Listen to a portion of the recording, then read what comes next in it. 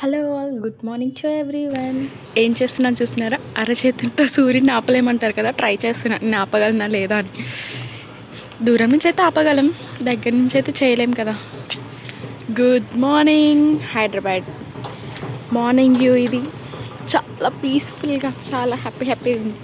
దూరంగా మంచు సౌండ్ వినిపిస్తుందా మీకు? ఎక్కడో ఏదో ఫంక్షన్ అవుతున్నట్టుంది, టిక్ టిక్ టిక్ అనుకుంటా. బాగుంది.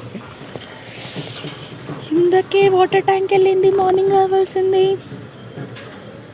మార్నింగ్ ఒక్కొక్క డే స్టార్ట్ అవుతుంది మెల్లిమెల్లిగా. నా డే అయితే ఈరోజు తొందరనే స్టార్ట్ అయిపోయింది.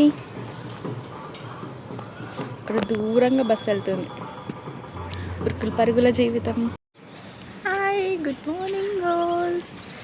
Happy weekend everyone. First of all చూస్తున్నారా సన్ రైజ్ వెనక ఎంత బాగుందో. వ్యూ చాలా బాగుంది కదా, చాలా అంటే చాలా బాగుంది. నాకైతే నచ్చింది. మరి మీకు మార్నింగ్ వేసి అలవాటు ఉందా లేదా?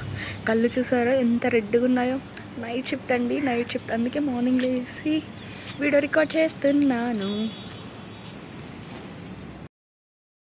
ఈరోజు మాకు బ్రేక్ఫాస్ట్కి ఏం పెట్టారంటే పోహా. చూసారా ఎంత బాగుందో.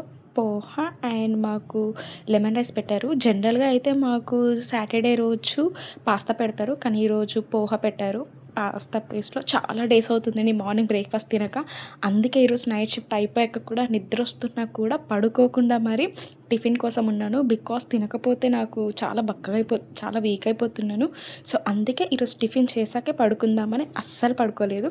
ఈరోజు టిఫిన్ అయితే ఇది.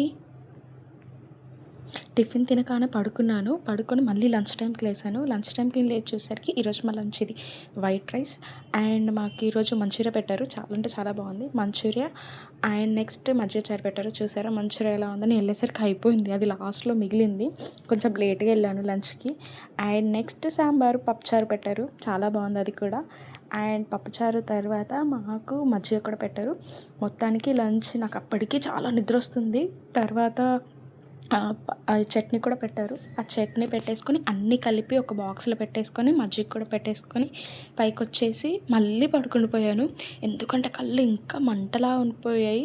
కానీ బాక్స్ అయితే పెట్టుకొని పడుకుంటే మళ్ళీ లేచాక తిందామని వెళ్ళాను. ఇది మా లంచ్.